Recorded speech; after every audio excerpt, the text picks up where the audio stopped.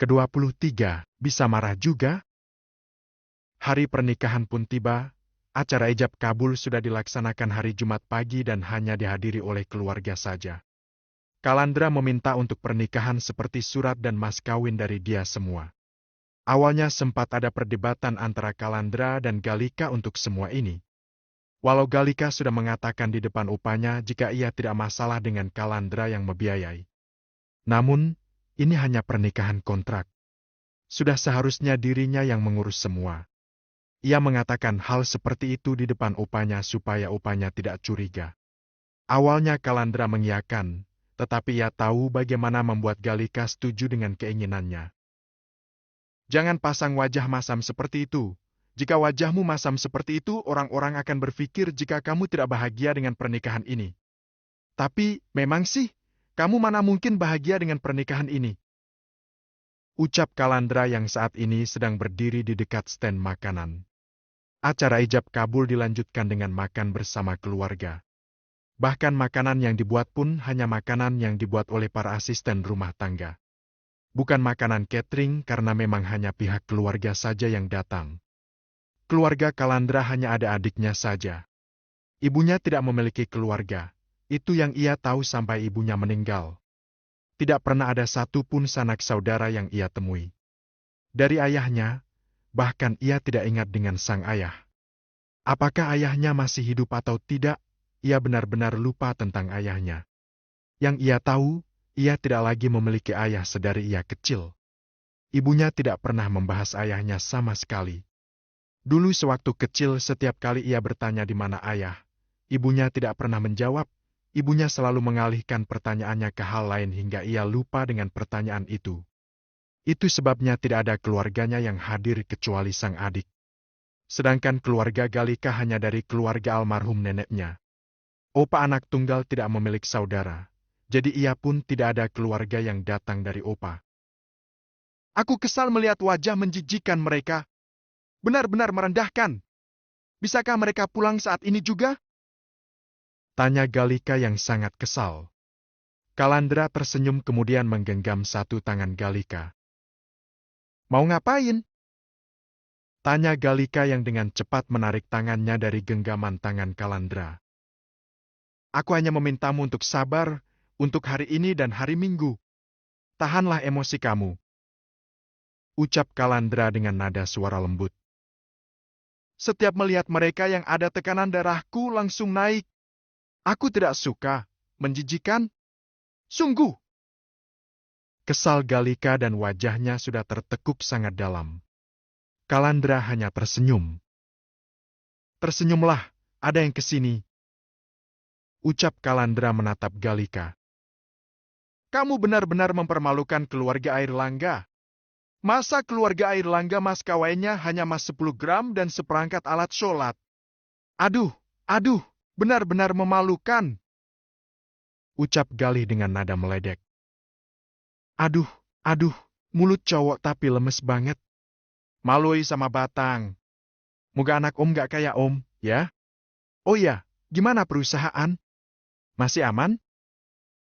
Tanya Galika dengan tatapan mata malasnya. Kamu! Tunjuk Galih dengan nada kesal. Sorry ya om, kalau om bilang saya malu. Maluin keluarga Airlangga? Keluarga yang mana yang om maksud?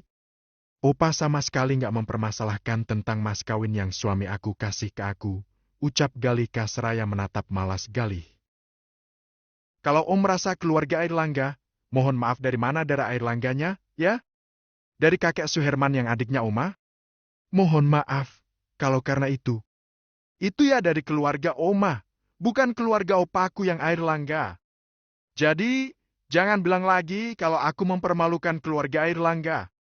Seharusnya Om berterima kasih sama Opa yang mengizinkan memakai nama Airlangga, padahal nggak ada setetes pun darah Airlangga mengalir di tubuh Om. Tegas Galika. Dasar anak gak punya orang tua. Jadi sopan santunnya kurang. Kata-katanya nggak dijaga. Tegas Galih dengan mata melototnya. Tarik kata-kata Anda. Tegas Kalandra dengan tatapan mata tegas dan satu tangannya memegangi pergelangan tangan Galika cukup keras. Ucapan Gali barusan membuatnya tidak bisa menahan diri untuk tidak ikut campur. Galika mungkin hanya istri sewaan, tapi bukan berarti ia akan diam saja jika istrinya diseperti itu kan. Apa lo miskin? Ucap Galih dengan nada suara menantang bahkan dadanya dibusungkan seolah-olah dia tidak takut sama sekali. Silakan Anda berbicara apapun tentang saya, tapi tarik kata-kata Anda yang mengatakan sopan santun istri saya karena tidak memiliki orang tua. Tegas Kalandra dengan tatapan mata tajamnya. Galika hanya terdiam melihat wajah marah Kalandra dan cengkeraman di pergelangan tangannya yang kuat menandakan bahwa Kalandra sedang sangat-sangat marah. Memang dia tidak punya sopan santun. Tunjuk Galih pada Galika. Dengan kasar Kalandra menepis tangan Galih. Tubuhnya lebih tinggi dari Galih walau Kalandra terlihat kurus. Ia melangkah untuk lebih dekat pada Galih. Anda yang memulainya. Wajar jika istri saya menjadi marah seperti itu. Kalau Anda ingin dihormati karena status Anda yang tua. Ucap Kalandra dengan menekan kata tua. Maka jagalah ucapan dan sikap Anda.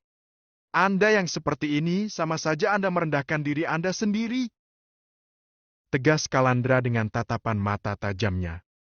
Galih mengepalkan tangannya dan mengetatkan rahangnya kuat-kuat. Tanpa berkata apa-apa, ia langsung membalikkan tubuhnya dan pergi dari sana. Kalula segera menghampiri Kalandra dan juga Galika. Ia segera melepaskan pegangan tangan Kalandra dari pergelangan tangan Galika. Kalula dengan wajah khawatirnya segera mengecek pergelangan tangan Galika. Pergelangan tangan Galika memerah dan telapak tangannya memucat.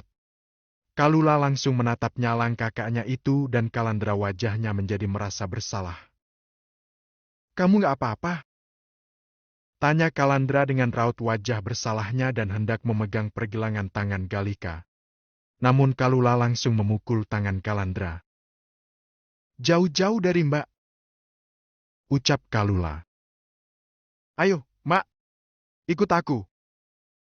Ucap Kalula seraya merangkul tubuh Galika untuk mengobati pergelangan tangan Galika. Kalula meminta tolong pada Bibi untuk membawakan air hangat dan juga kain serta salep memar jika ada. Kini Kalula dan Galika sudah ada di kamar Galika sekaligus kamar pengantin. Mereka duduk di sofa yang ada di kamar itu. Maaf ya Mbak, Mas Kalandra kalau marah suka nggak kekontrol. Apapun yang dia pegang pasti dia pegang kenceng. Paling parah waktu itu dia pegang gelas dan gelas itu pecah sampai tangannya berdarah pun dia nggak peduli sama sekali. Ucap Kalula merasa bersalah pada Galika. Nggak apa-apa dek, setidaknya Mbak sekarang tahu kalau Mas Kalandra bisa marah juga. Ucap Galika. Memangnya Mbak pikir Mas Kalandra nggak bisa marah? Tanya Kalula dengan wajah tidak percaya. Selama ini dia tidak pernah marah. Ucap Galika dengan raut wajah polosnya. Ia menjadi bingung sendiri, karena memang ia selama ini melihat Kalandra yang selalu tersenyum. Dia tidak pernah terlihat marah. Hanya saja terkadang ia melihat wajah Kalandra yang tiba-tiba saja memajamkan matanya kemudian menghembuskan napasnya, tetapi setelah itu dia tersenyum. Tidak seperti tadi, ia pertama kali melihat wajah tegas sekaligus marah Kalandra dan ia memang merasakan genggaman tangan di Kalandra yang menguat. Namun ia tidak tahu jika genggaman Kalandra bisa membuat pergelangan tangannya hingga memerah seperti itu. Entah apa yang membuat Mas Kalandra marah, tetapi biasanya ia marah karena ada keluarganya yang diusik sudah merasa tidak nyaman. Maka Mas akan bersikap seperti tadi. Apa tadi Mbak diganggu orang yang mengobrol dengan kalian? Dan membuat Mbak nggak nyaman? Tanya Kalula. Sangat-sangat tidak membuat nyaman. Ucap Galika. Pantas saja. Ucap Kalula menghembuskan napasnya. Lain kali kalau ada di posisi itu, sebisa mungkin hindari genggaman tangan Mas Kalandra jika tidak tangan Mbak bisa lebih dari ini. Ucap Kalula dengan raut wajah sedih seraya menatap pergelangan tangan Galika yang memar itu. Galika tersenyum kemudian memegang kedua bahu Kalula. Udah, gak usah sedih gitu.